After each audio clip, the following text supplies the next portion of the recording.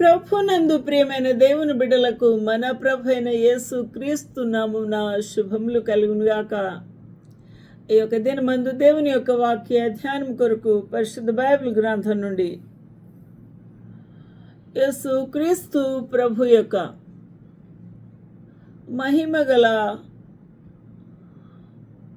ఆయన పట్టణము, పరిశుద్ధ పట్టణ ప్రవేశమును గూర్చి యెరూషలేము లోనికి ఆయన మహామహిమ గల రాజుగా ప్రవేశించ మనము మత్తయి సువార్త 21వ అధ్యాయంలోను ఇంకా ఆయా సువార్తల్లో కూడా ఈ సత్యాన్ని వివరించి ఉన్నారు అపోస్తలులు. జీవజల ఊటలు by doctor Swapna online ministries నుంచి వెలువడుతున్న ఈ యొక్క వాక్య ధ్యానము మన జీవితములకు ప్రభు ఆశీర్వాదకరంగా ఉంచునుగాక. ఆమేన్. ప్రభునందు ప్రియమైన వాళ్ళరా, యేసు క్రీస్తు ప్రభు మరియు శిష్యులు తర్వాత యెరూషలేమునకు సమీపించి మత్తయి సువార్త 21వ అధ్యాయం 1వ వచనం, ఒలీవ చెట్ల కొండ దగ్గర ఉన్న బేత్పెగేకు వచ్చి ఉన్నారు. బేత్పెగే అనే ఒక చిన్న కుగ్రామము. ఆ గ్రామమునకు వచ్చినప్పుడు యేసుతో కూడా ఉన్న ఇద్దరి శిష్యులను చూచి వారికి ఒక పని అప్పగించి ఉంటున్నాడు.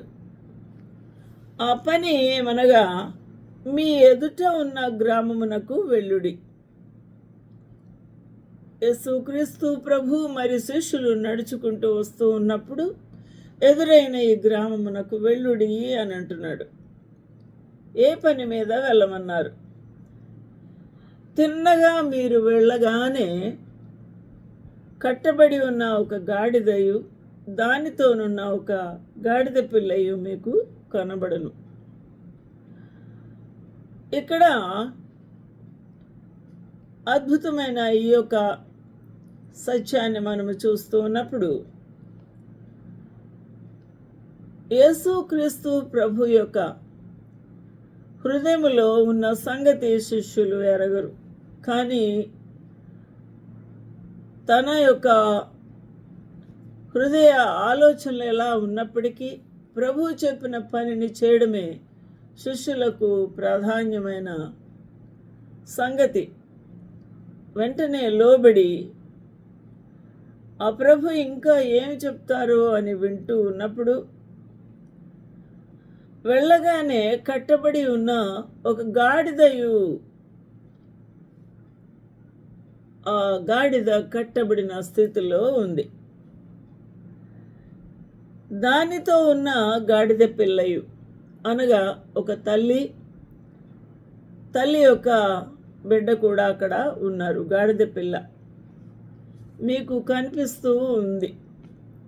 ఆ కనబడినప్పుడు వాటిని విప్పి నా యొద్దకు తోలుకొని రండి. ఎందుకు ప్రభువా, ఎందుకు వెళ్ళమంటావు? ఆ యజమానుడు ఊరుకుంటాడా?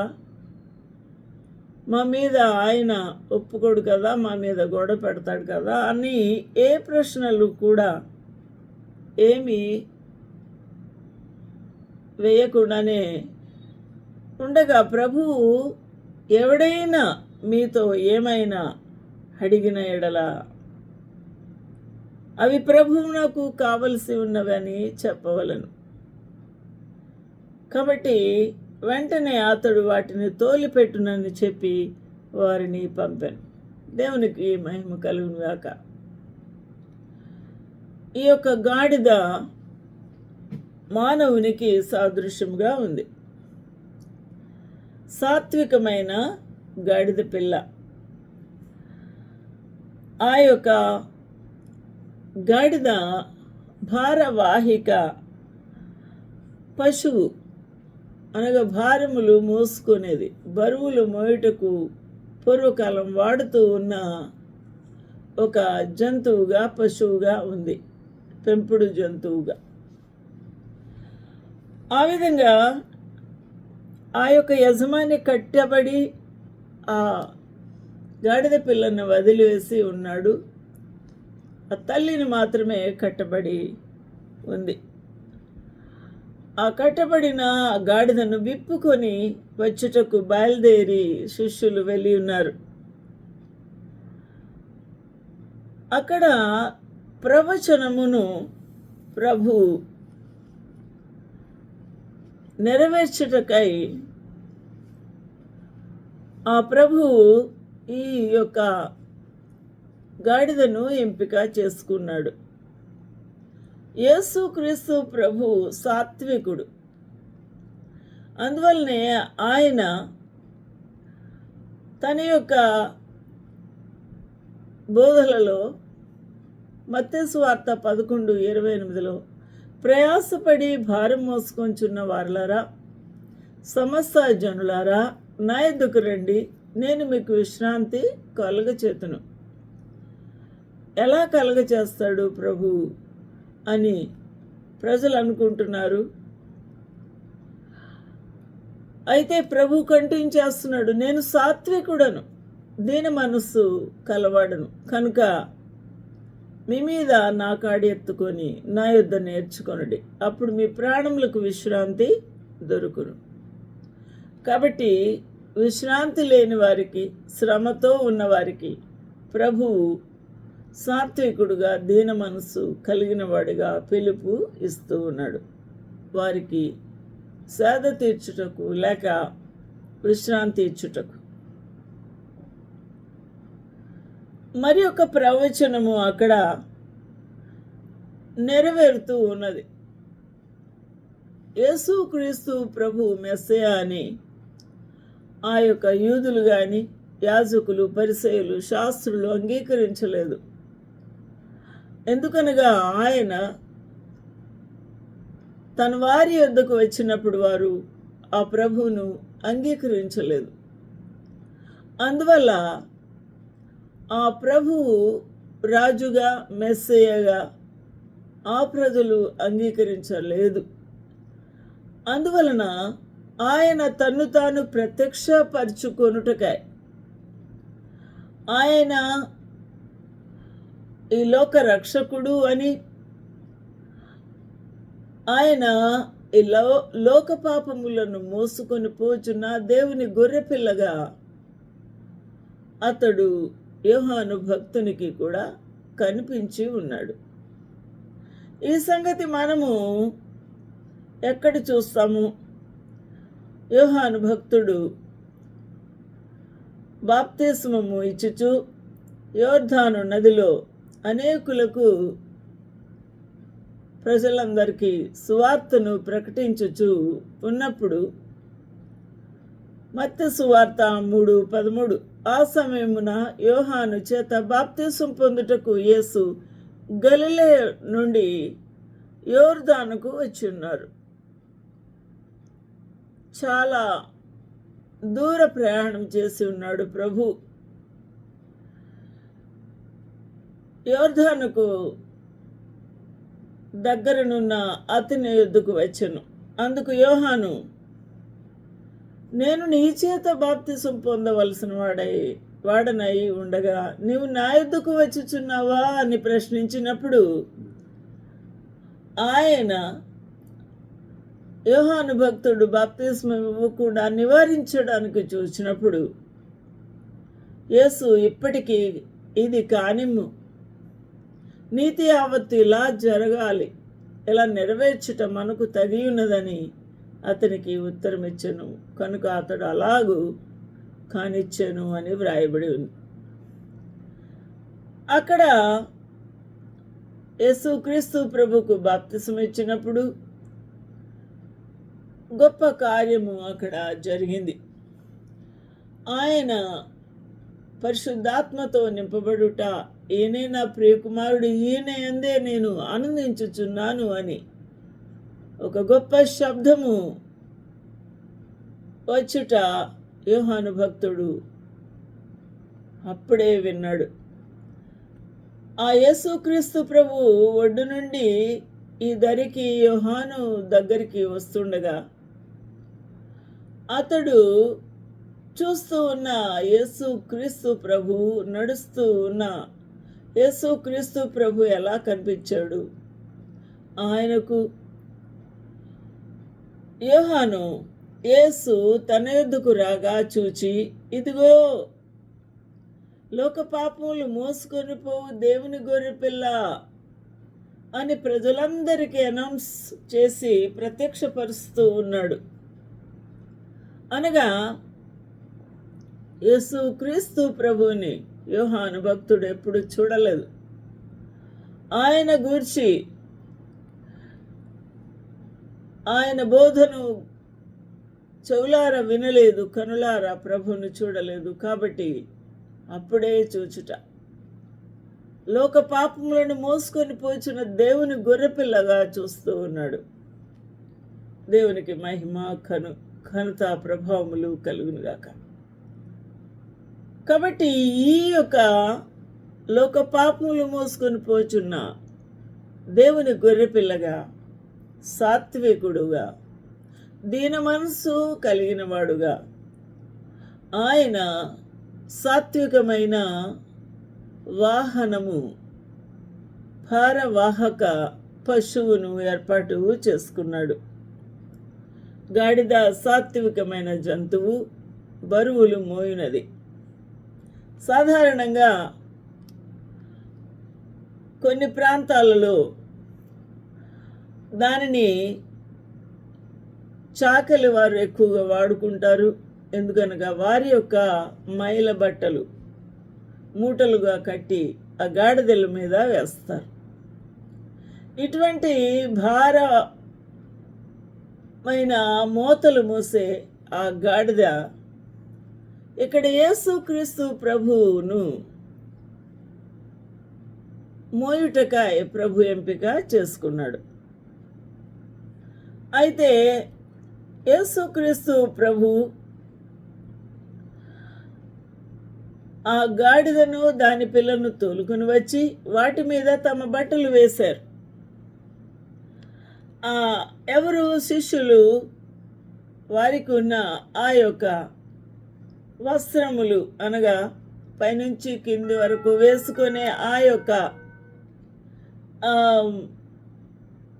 అంగీ లాంటిది వేసినప్పుడు మెత్తగా అది గంత వలె ఉండుటను బట్టి ఆ బట్టల మీద, గాడిద మీద ఆ ప్రభు కూర్చున్నాడు. ఇక్కడ మనము చూడవలసిన చాలా ప్రాముఖ్యమైన విషయం ఏమనగా, ఆ గాడిద మీద ఎవరును ఎప్పుడును కూర్చోలేదు అని కూడా చాలా అద్భుతమైన విషయము బయలుపరచబడుతూ ఉంది. కాబట్టి ఈ గాడిద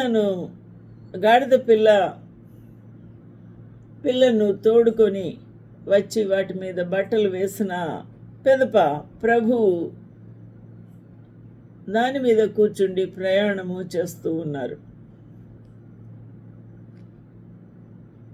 అనేకులు ఆ సంగతి చూసి పరుగున వచ్చి యేసుక్రీస్తు ప్రభువును గూర్చి వినినవారు, ఆయన చేసిన అద్భుత కార్యాలు విని ప్రభుని చూచుటకై పరుగున అనేక మంది వచ్చినట్టుగా కూడా మనము చూడవచ్చు. అనేకులు తమ బట్టలు, జన సమూహములోను అనేకులు వచ్చుట ఎలా సాధ్యమైంది? యెరూషలేములో అంతమంది జనసమూహములు ఎలాగా వచ్చి ఉన్నారు? అది పస్కా పండుగకు ముందు ఆదివారం కాబట్టి ఇంకా పస్కా జరగవలసి ఉంది తదుపరి వారం. అయితే యేసు క్రీస్తు ప్రభు ఆ యొక్క గాడిద మీద ప్రయాణము చేస్తుండగా జనసమూహములలో అనేకులు వచ్చి వారి యొక్క బట్టలను దారి పొడుగునా పరుస్తూ ఉన్నారు. అనగా గౌరవించుచూ ఉన్నారు, ఘనపరుస్తూ ఉన్నారు. ఇక్కడ గాడిద ఆ బట్టల మీద నడుస్తూ ఉంది. గాడిదకు ఘనత వచ్చింది. గాడిద ప్రభువుని పడవేయలేదు. గాడిద విధేయతతో నడుస్తూ ఉంది. హల్లెలూయా. ఏమాత్రం కూడా మరి అక్కడ బెదిరిపోలేదు గాడిదలు. దేవునికి మహిమ కలుగునుగాక. జనసమూహములలో ఆయనకు ముందు వెనుక వెళుచుండిన వారు దావీదు కుమారునికి జయము, ప్రభు పేరిట వచ్చువాడు స్తుతింపబడునుగాక, సర్వోన్నతమైన స్థలములలో జయము అని కేకలు వేస్తూ ఉన్నారు.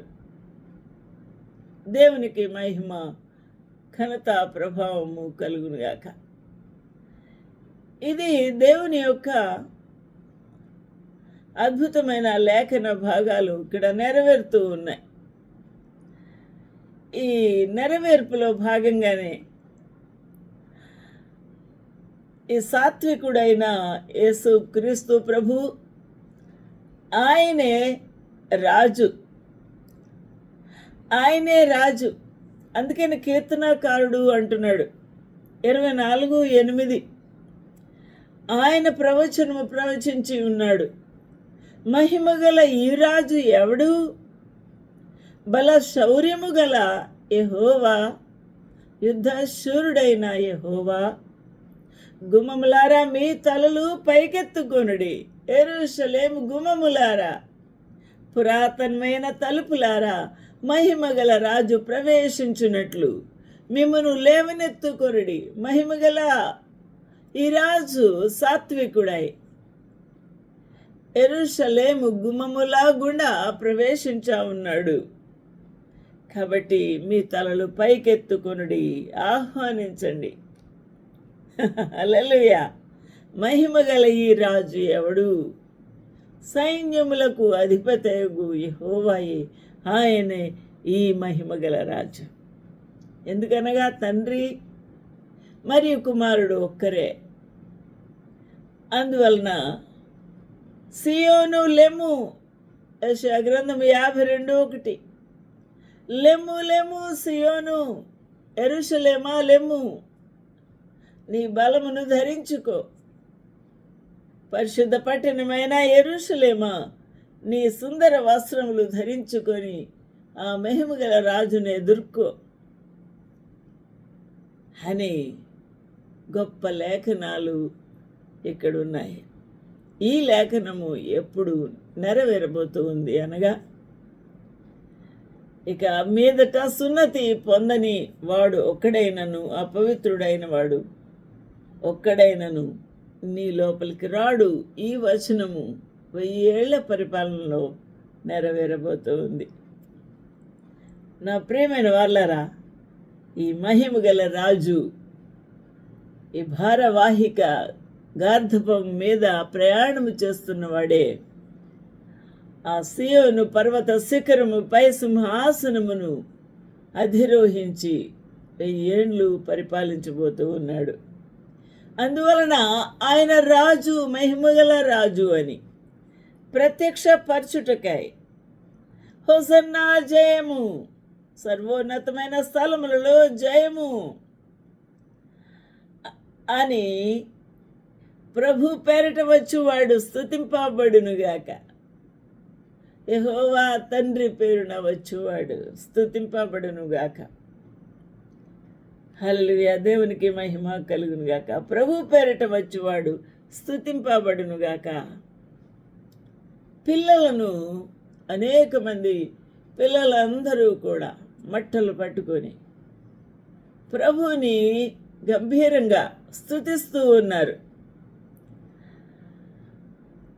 ఈ యొక్క అరుపులు, కేకలు, ఈ సంతోషము, ప్రజల సందడి అంతా కూడా యెరూషలేములో, ఆ పట్టణం అంతా కూడా కలవరముతోనూ, సంతోషముతోనూ, అరుపులతోనూ, జయధ్వనులతోనూ నిండిపోయింది.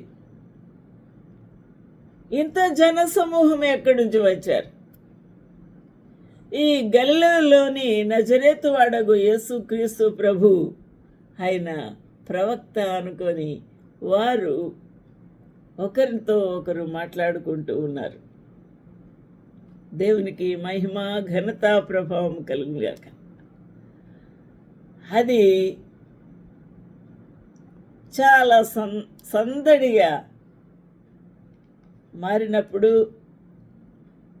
అక్కడ శాస్త్రులు, పరిసయ్యులు అందరూ కూడా ఈ కేకలకు వారు పరుగు పరుగున వచ్చి చూసుకున్నప్పుడు అక్కడున్న బిడ్డలే దేవునికి జయధ్వనులు పలుకుతూ ఉండగా వారు నివ్వెరపోతూ ఉన్నారు. వారు వారించి ఉన్నారు, ఆ పిల్లలను గద్దించి ఉన్నారు. ఆ యొక్క యేసుక్రీస్తు ప్రభువును మహిమపరచుట గాని, ఆ యేసుక్రీస్తు ప్రభువుని జయధ్వనులతో సంతోషముగా ప్రభువుని స్తోత్రించుట గాని వారు తట్టుకోలేకపోయి ఉంటున్నారు. ఆలోచన చేద్దాము. దావీదు కుమారునికి జయము అంటే తట్టుకోలేకపోయారు. సర్వోన్నతమైన స్థలములలో జయము అని కేకలు వేసినప్పుడు వారు అసూయపడ్డారు. ఆలోచన చేద్దాము. ఇంత భయంకరమైన ద్వేషముతో, కపటముతో ఉన్న ఆ యొక్క యూదా మత పెద్దలు అక్కడ ఉన్నారు. అయితే వారు ఆ పిల్లలను వారించినప్పుడు యేసుక్రీస్తు ప్రభు ఆయన చేసిన వింతలను, దావీదు కుమారునికి జయము అని దేవాలయంలో చిన్నపిల్లలు కేకలు వేయుట చూచి కోపముతో మండిపడ్డారు. మండిపడ్డప్పుడు వీరు చెప్పుచున్నది మీరు విన్నారు కదా అని ఆయన అడిగి, అందుకు యేసు బాలుర యొక్కయు చంటి పిల్లల యొక్కయు నోట స్తోత్రము సిద్ధింపచేసితివి. ఎవరు? దేవుడే. కాబట్టి మీరెన్నడూ ఆ మాట లేఖనాల్లో ఉన్న సంగతి చదవలేదా అని వారిని గద్దించి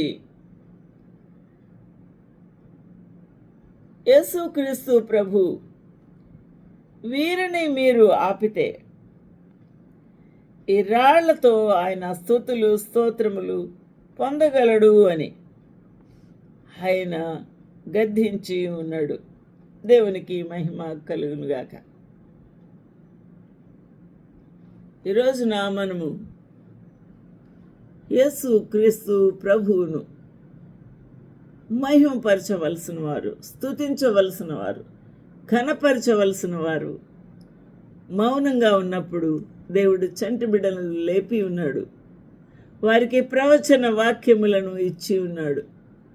ఆ నోరు తెరిపించిన దేవుని యొక్క మహిమను పరచుటకు వారు హోసన్నా జయము ప్రభు పేరట వచ్చు, ప్రభు స్తుతింపబడునుగాక అని కేకలు వేస్తూ ఉన్నారు. దేవునికి మహిమ కలుగునుగాక. ఈరోజున మానవుడు ఎంత స్వార్థపరుడై ద్వేషభావముతో నింపబడి ఉన్నారో ఇది మనకు అర్థమవుతుంది. గాడిద కట్టబడి ఉన్నది. గాడిద పాపికి సాదృశ్యంగా ఉంది. ఈ మానవుడు కట్టబడిన పాపములతో ఉన్నాడు. పాపమనే కట్లు, వాటిని విప్పుటకు మనుషులు కావాలి. శిష్యులను పంపించి ఉన్నాడు. మనుషులు కావాలి. సువార్త ప్రకటించి వారిని ప్రతి బంధకాల నుంచి విడిపించుటకు మనుషులు కావాలి. యేసుక్రీస్తు ప్రభు అనే రక్షకుడు, ఆయన ఈ లోకమునకు వచ్చి తన ప్రాణమును అర్పించుటకే సిద్ధపడ్డాడు. ఆయన అర్పించి ఉన్నాడు. అయితే ఆ కార్యము జరిగిపోయింది. ఇప్పుడు పాపముల చేత కట్టబడిన మానవులను దేవుని యొక్క ప్రేమ వాక్కు చేత వారిని విడిపించవలసిన వారమై ఉన్నాం. ఆలోచన చేద్దాం. హల్లెలూయా. అంతమంది జన సమూహము యెరూషలేమునకు ఏ విధంగా వచ్చి ఉన్నారు?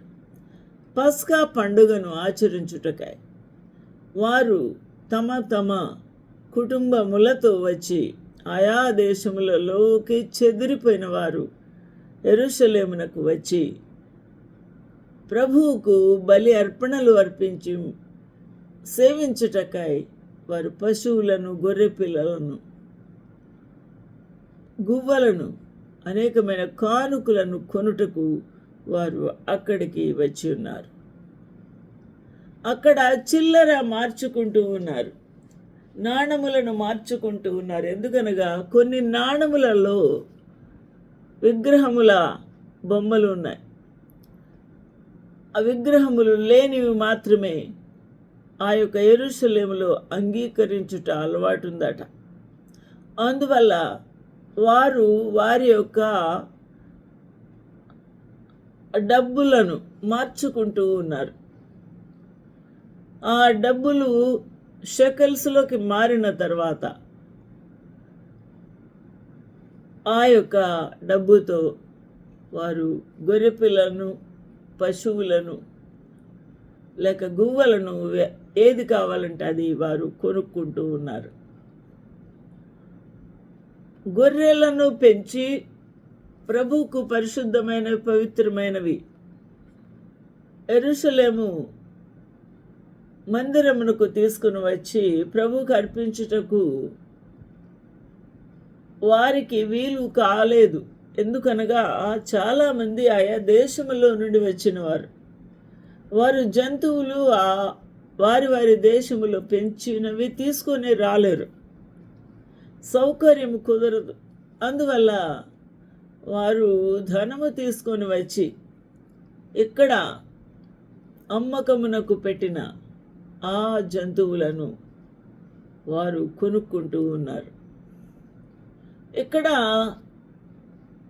అది ఒక ప్రదర్శన, అది ఒక విక్రయశాలగా యెరూషలేము ప్రార్థన మందిరం మారిపోయింది. అందువలన అక్కడ ప్రభువు చూసి ఉన్నాడు.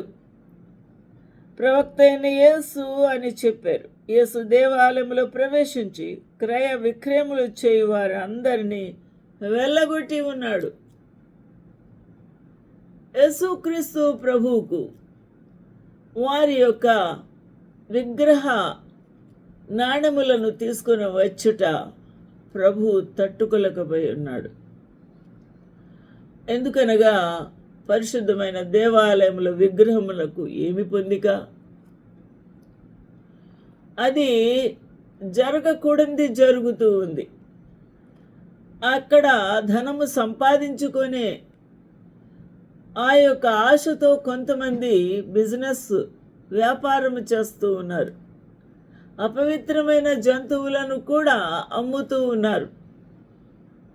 కాబట్టి అక్కడ ఒక వ్యాపార స్థానముగా మందిరమును అంతా కూడా, ప్రాంగణం అంతా కూడా నింపి ఉన్నారు. ఈ యొక్క శాస్త్రులు, పరిసయ్యులు, యాజకులు అందరికీ ఆ విషయము చూసి ఎరిగినప్పటికీ కూడా వారు ప్రజలను వారించుట లేదు, ఆ మందిరము భద్రపరుచుకున్నటకై ప్రయత్నించుట లేదు. అందువల్ల ప్రభువు బహు రౌద్రముతో ఆ దేవాలయములో ప్రవేశించి క్రయ విక్రయములు చేయి వారందరిని వెళ్ళగొట్టి రూకలు మార్చువారి బలలను, గుమ్మములను, పీటలను పడద్రోసి ఉన్నాడు. చాలా కోపముతో ప్రభు చేసిన ఈ యొక్క కార్యమును బట్టి ఆయన ఎంత బాధతో ఉన్నాడో అర్థమవుతుంది. కాబట్టి యేసుక్రీస్తు ప్రభు ఈ యొక్క భయంకరమైన పరిస్థితిని, ఆ ప్రజలు ఏమాత్రము భయము లేని స్థితిని ప్రభు చూసి ఉన్నాడు. వారి హృదయములను చూసి ఉన్నారు. అపవిత్రమైన పనులతో ఆ మందిరమును వారు పాడు చేసి ఉన్నారు. కాబట్టి యేసుక్రీస్తు ప్రభు వారందరినీ వెళ్ళగొట్టి ఉన్నాడు. రూకలు మార్చువారిని, బలలను, గువ్వలను, పీఠములను పడద్రోసి ఉన్నాడు. దేవునికి మహిమ కలుగును గాక. నా మందిరము ప్రార్థన మందిరము అనబడును, కానీ మీరు దొంగల గుహగా చేసి ఉన్నారు. దొంగల గుహగా చేసేడి వారు అనెను. కాబట్టి అక్కడ బీదలకు, దిక్కులేని వారికి, గుడ్డివారికి, కుంటివారికి, రోగులకు మందిరము లోపలికి రానియలేదు. వారిని బయటే పెట్టి ఉన్నారు. యేసుక్రీస్తు ప్రభు వారి మీద కనికరము చూపించి వారికి స్వస్థత చేకూర్చి ఉన్నారు. హల్లెలూయా. దేవునికి మహిమ కలుగునుగాక. ఆ ప్రభు ఆయన వారిని స్వస్థపరచును అని ఇక్కడ వ్రాయబడి ఉంది. గుడ్డివారు చూస్తూ ఉన్నారు, కుంటివారు నడుస్తూ ఉన్నారు, వినలేని వారు వింటూ ఉన్నారు. దేవునికి మహిమ కలుగునుగాక. వీరు చెప్పుచున్నది వించున్నావా అని ఆయనను అడిగిరి. అందుకు యేసు వినుచున్నాను. ఏమని? బాలుర యొక్కయో చంటి పిల్లల యొక్కయో స్తుతుల మూలమున, చంటి పిల్లల యొక్కయు నోట స్తోత్రమును సిద్ధింపచేసితివి, అనుగ్రహించితివి అని మాట మీరెప్పుడు వినలేదా, చదవలేదా? కీర్తన భాగము 8వ అధ్యాయంలో ఉంది. దేవునికి మహిమ కలుగునుగాక. ఆ ప్రభు రాళ్లను రొట్టెలు చేయగల దేవుడు. ఈ బిడ్డలను ఆపితే రాళ్ల ద్వారా ఆయన స్తుతులు పొందగలడు. ఆయన సర్వోన్నతుడు, సర్వశక్తిమంతుడు, ఆయనే సృష్టికర్త. కానీ ఆ విషయం ఎరగని వారై యూదులు గర్వాంధులై ఉన్నారు. కాబట్టి ఈ రోజున ఎన్నడూను గంత లేక బరువును మోపని ఆ యొక్క గాడిద పిల్లపై ప్రభు ప్రయాణం చేసుకుంటూ దీనుడై వస్తూ ఉన్నాడు. కానీ ఆయన మహారాజు. దావీదుకు, సౌలుకు అక్కడ జేజేలు పలుకుతూ ఉన్నప్పుడు గొలియాతును చంపి దావీదు మహారాజు ఇంకా కాకుండానే గొలియాతును చంపి ఆయన సంతోషంతో వస్తూ ఉన్నప్పుడు ప్రజలు దావీదుకు జయము అని జేజేలు పలికారు. గాడిద మీదనే ఎక్కించారు. అనేక మార్లు గాడిదను ఒక వాహనముగా రాజుగా ప్రకటించుటకు వాడుకలో ఉండేది. ఇక్కడ కూడా యేసు రాజుగా ఆ యొక్క యెరూషలేములో ప్రవేశము జరిగింది. ఆయన రాజు అని ప్రత్యక్షపరచబడ్డాడు. యూదులందరూ, ఆయా దేశస్థులందరూ ఒక్కసారిగా ఆయనను చూశారు. ఆయన మహిమపరచబడ్డాడు. స్తుతుల ద్వారా, చంటి పిల్లల స్తోత్రముల ద్వారా మహిమ పొంది ఉన్నాడు రారాజుగా. ఇదే యేసు క్రీస్తు ప్రభు యెరూషలేము ద్వారములో నుండి, తూర్పు ద్వారము నుండి ఏ విధంగా ఆయన ప్రవేశించి ఉన్నాడు, ఆ విధముగానే రెండో మారు రానై ఉన్నాడు అని దేవుని యొక్క లేఖనాలు చెబుతూ ఉన్నాయి. దేవునికి మహిమ కలుగుగాక. మహిమ ప్రవేశము. హల్లెలూయా. మహిమ గల ఈ రాజు ఎవరు? హల్లెలూయా, హల్లెలూయా. ఈ రోజున మహిమ గల రాజు యేసు క్రీస్తు ప్రభు. దేవునికి మహిమ, ఘనత, ప్రభావములను ఆరోపించుచు ఆ మహిమ గల ప్రభువుకు మనము స్తుతి స్తోత్రములు, వందనాలు చెల్లిద్దాము. ప్రభుకి మహిమ కలుగునుగాక. ఆమేన్, ఆమేన్, ఆమేన్.